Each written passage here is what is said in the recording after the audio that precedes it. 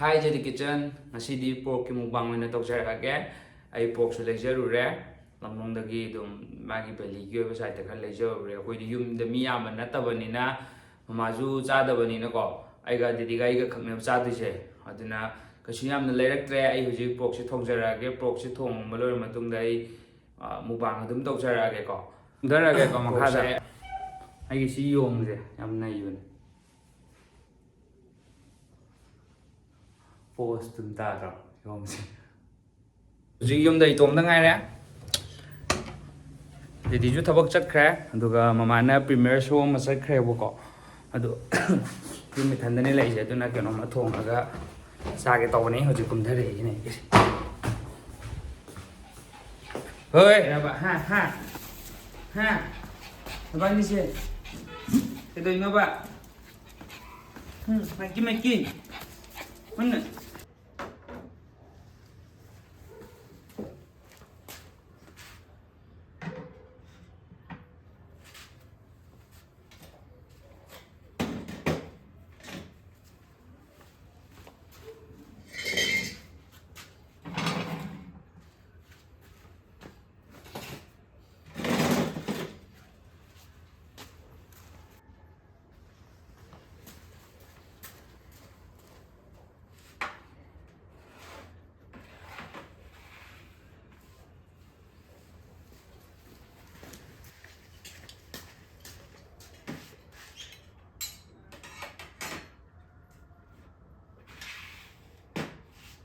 pork se hoji thong na ba ho jarage ko aina pork ki lawri be ingredient ke jai hana am ta hai jarage ko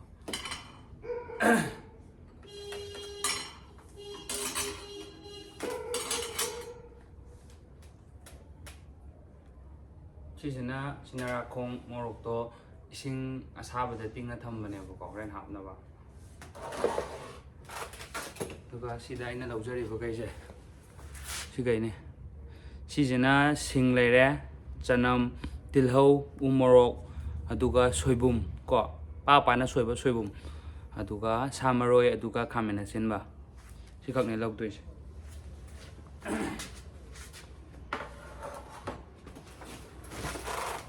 gas thagat lage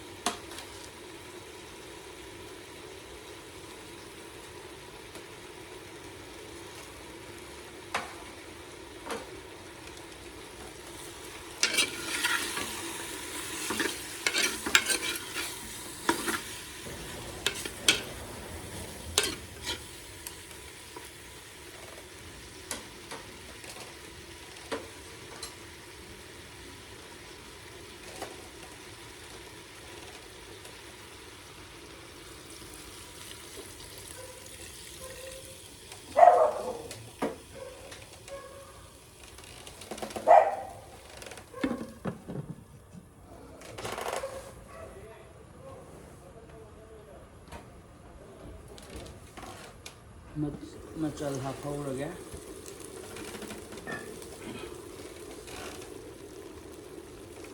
ꯃꯅꯝꯗꯤ ꯅꯨꯡꯁꯤꯑꯦ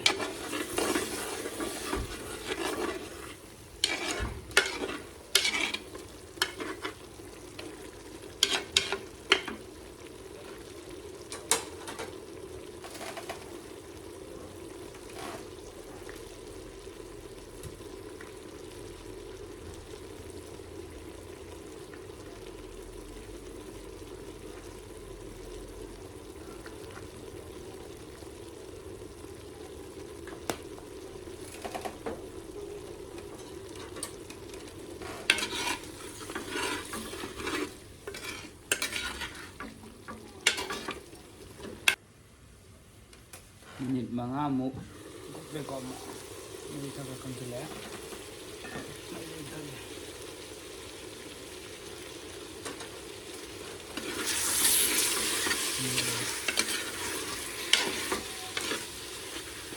sida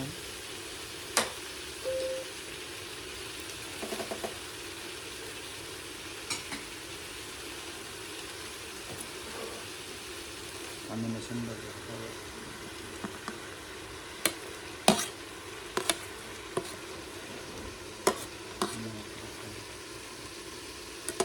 umorokꯁꯤꯁꯨ ꯍꯥꯞꯍꯧꯔꯒꯦꯀꯣ ꯈꯥꯃꯦꯟ ꯑꯁꯤꯟꯕꯒ ꯎꯃꯣꯔꯣꯛꯀ ꯍꯥꯞꯍꯧꯔꯒꯦ ꯁꯤꯁꯤꯗ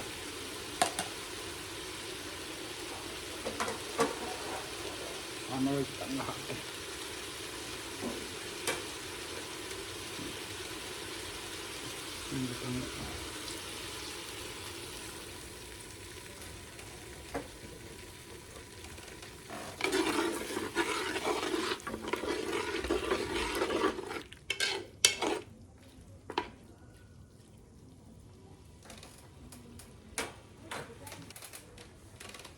minit 5 ꯐꯥꯔꯦꯀꯣ ꯍꯧꯖꯤꯛ minit 5 ꯐꯥꯔꯒ ꯍꯩꯗꯣꯛꯀꯦ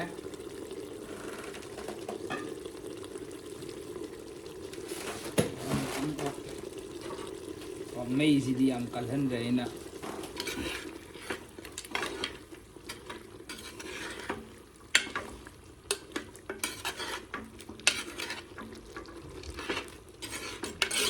ꯈꯥꯃꯦꯟ ꯑꯁꯤꯟꯕꯁꯦ ꯍꯥꯞꯄꯁꯨ ꯌꯥꯏꯀꯣ ꯍꯥꯞꯇ꯭ꯔꯁꯨ ꯌꯥꯏꯀꯣ ꯑꯩꯅ ꯈꯥꯃꯦꯟ ꯑꯁꯤꯟꯕꯁꯦ ꯍꯥꯞꯄꯤꯁꯤꯗꯤ ꯃꯍꯤ ꯍꯥꯎꯅꯕꯅ ꯍꯥꯞꯄꯅꯦꯕ ꯐꯔꯦ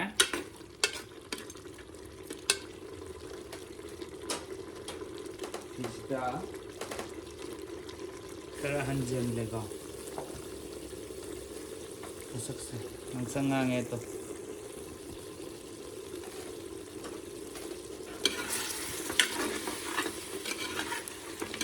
ꯃꯈꯣꯡ ꯃꯣꯔꯣꯛꯀꯤ ꯀꯩꯅꯣ ꯇꯧꯕ ꯍꯥꯏꯔꯒꯗꯤꯀꯣ ꯉꯥꯡꯉꯤꯁꯦ ꯀꯩꯝ ꯍꯥꯞꯇ꯭ꯔꯤꯉꯩꯗꯒꯤ ꯉꯥꯡꯉꯝꯅꯦꯕ ꯃꯈꯨ ꯃꯅꯝ ꯃꯩꯈꯨꯁꯨ ꯉꯥꯡ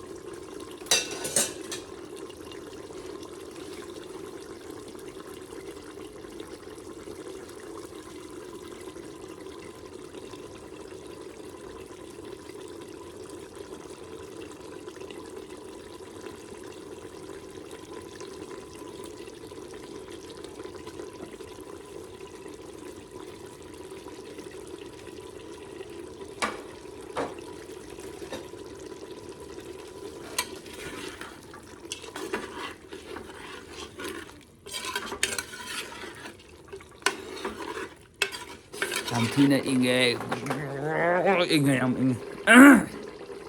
ꯌꯥꯝ ꯏꯪꯉꯦꯀꯣ ꯃꯩ ꯊꯥꯒꯠꯀꯦ ꯌꯥꯝ ꯏꯪꯉꯦ ꯊꯣꯡꯖꯜꯂꯒ ꯁꯥꯏꯁꯤꯗ ꯃꯩ ꯊꯥꯒꯠꯂꯒꯦ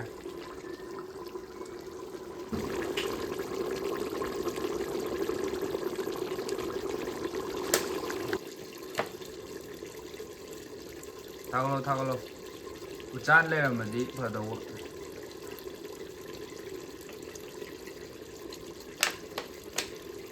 ꯎꯆꯥꯟ ꯂꯩꯇꯕꯅꯤꯅ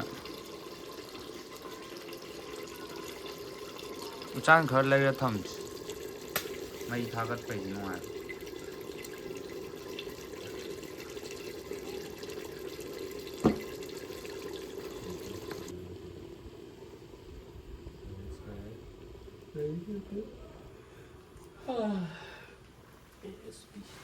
Caller.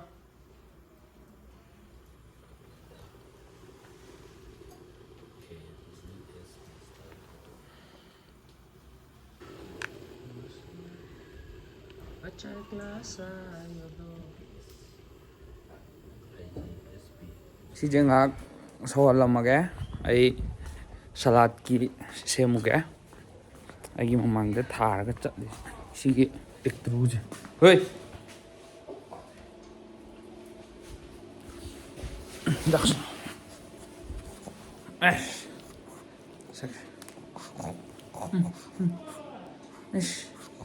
ꯃꯥꯏꯀꯤ ꯌꯦꯡꯉꯣ ꯃꯃꯥꯡꯗ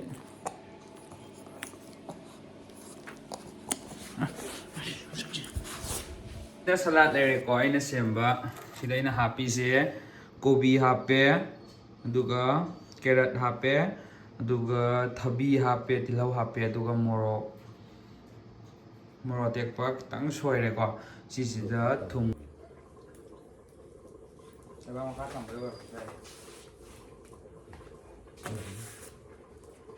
Mikey, hello.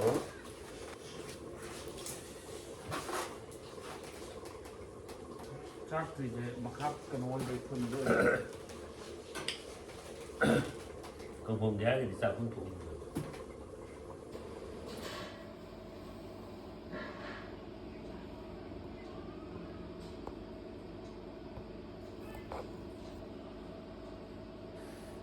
ꯂꯣꯏꯔꯦ ꯄꯣꯔꯛꯇꯣ ꯁꯤꯗ ꯂꯩꯔꯦ ꯑꯗꯨꯒ ꯁꯤꯅ ꯆꯒꯦꯝ ꯄꯣꯝꯕ ꯃꯃꯥꯅ ꯊꯣꯡꯕ ꯆꯒꯦꯝ ꯄꯣꯝꯕꯀꯣ ꯏꯁꯤꯡ ꯑꯗꯣ ꯄꯣꯔꯛꯅꯤꯅ ꯂꯥꯏꯒꯤꯗꯤ ꯀꯩꯁꯨꯝ ꯊꯥꯗꯣꯛꯑꯔꯣꯏꯒꯦ ꯑꯗꯨꯝ ꯑꯩꯗꯣ ꯆꯥꯊꯣꯛꯑꯒꯦ ꯂꯥꯏꯒꯤꯗꯤ ꯊꯥꯗꯣꯛꯑꯔꯣꯏꯒꯦ ꯑꯩꯒꯤ ꯂꯩꯁꯦ ꯌꯥꯝ ꯊꯥꯕꯅꯦꯕ ꯈꯪꯕ꯭ꯔꯥ ꯍꯥꯏꯗꯤ ꯂꯩꯁꯦ ꯀꯩꯁꯨ ꯅꯠꯇ꯭ꯔꯒꯗꯤ ꯐꯖꯅ ꯑꯗꯨꯝ ꯉꯥꯡꯉꯛꯀꯅꯦꯕ ꯀꯩꯁꯨ ꯅꯠꯇ꯭ꯔꯒꯗꯤ ꯉꯥꯡꯉꯛꯀꯅꯦꯕ ꯑꯗꯨꯅ ꯆꯥꯅꯕ ꯍꯧꯔꯒꯦ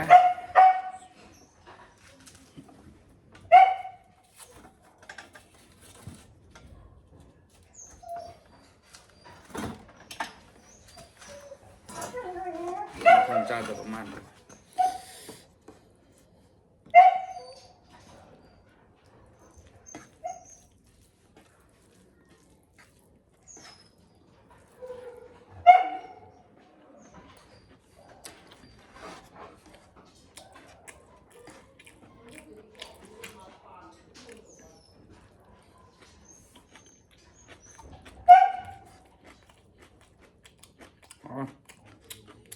ꯁꯂꯥꯠꯅꯦ ꯁꯂꯥꯠꯁꯨ ꯌꯥꯝ ꯍꯥꯎꯔꯦ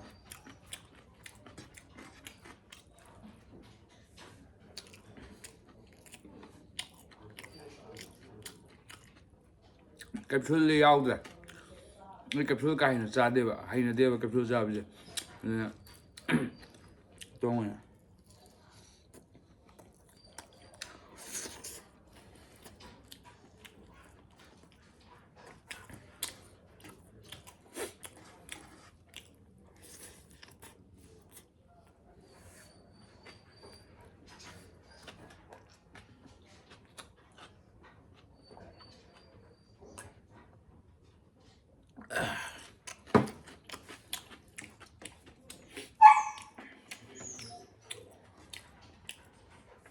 목살 좀 하고요.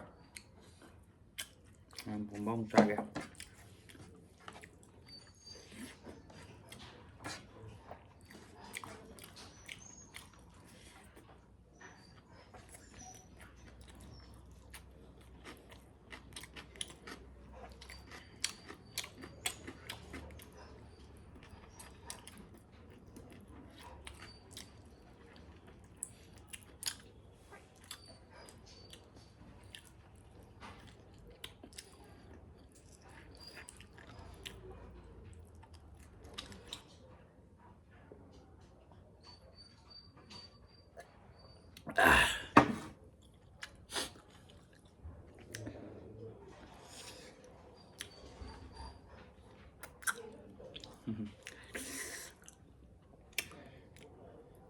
Matung.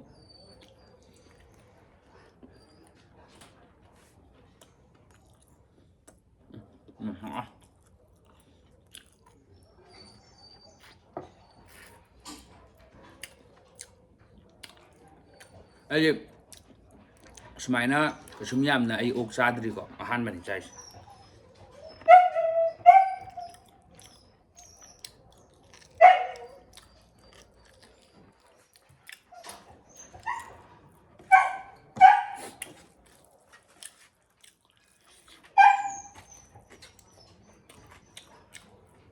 ꯑꯩꯁꯦ ꯈꯨꯠ ꯁꯣꯛꯏꯕꯅꯦꯕ ꯁꯤꯗ ꯇꯠꯂꯤꯕꯅꯦꯕ ꯑꯗꯣ ꯆꯥꯅꯤꯡꯕ ꯍꯦꯟꯃꯜꯂꯛꯄꯒꯤꯀꯣ ꯑꯗꯨꯝ ꯆꯥꯔꯦ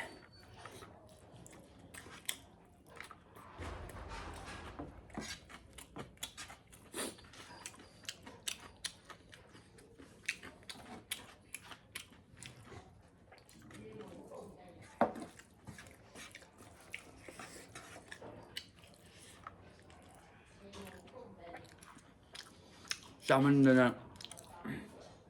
ꯅꯣꯏꯔꯦ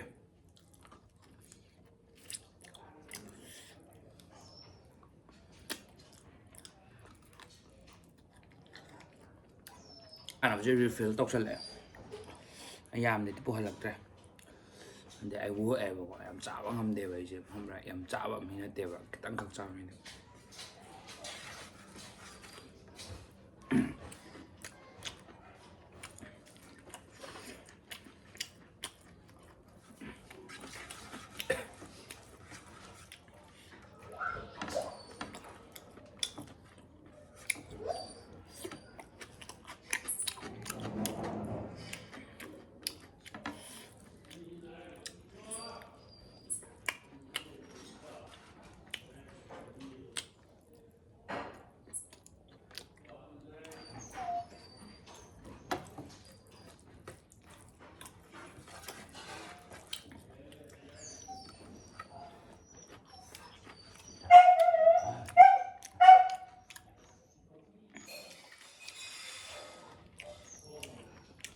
ꯁꯣꯏꯕꯨꯝ ꯉꯥꯛꯇꯅꯦ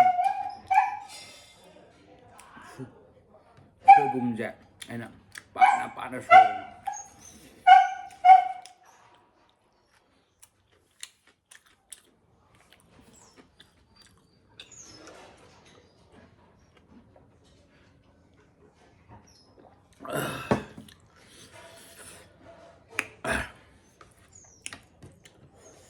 ꯆꯥꯔꯦ ꯐꯖꯅ ꯆꯥꯔꯦꯍꯦ ꯂꯣꯏꯖꯔꯦ ꯍꯧꯖꯤꯛ ꯆꯥꯕ ꯄꯣꯠꯁꯤ ꯂꯣꯏꯔꯦ ꯈꯤꯇꯪꯗꯤ ꯂꯦꯝꯃꯦꯀꯣ ꯌꯥꯝ ꯉꯝꯗ꯭ꯔꯦ ꯆꯥꯕ ꯑꯗꯣ ꯕ꯭ꯂꯣꯛꯁꯦ ꯁ꯭ꯋꯥꯏꯗ ꯂꯣꯏꯁꯤꯟꯖꯔꯒꯦ ꯉꯁꯤꯒꯤꯗꯤ ꯑꯗꯨꯒ ꯃꯊꯪꯒꯤ ꯕ꯭ꯂꯣꯛꯇ ꯑꯃꯨꯛ ꯊꯦꯡꯅꯔꯁꯦ ꯑꯗꯨꯒ ꯃꯌꯥꯝ ꯂꯥꯏꯛ ꯑꯗꯨꯒ ꯁꯕꯁꯀ꯭ꯔꯥꯏꯕ ꯇꯧꯕ ꯀꯥꯎꯕꯤꯒꯅꯨ ꯂꯥꯏꯛ ꯁꯤꯌꯔ ꯀꯃꯦꯟ ꯇꯧꯕꯤꯔꯝꯃꯨ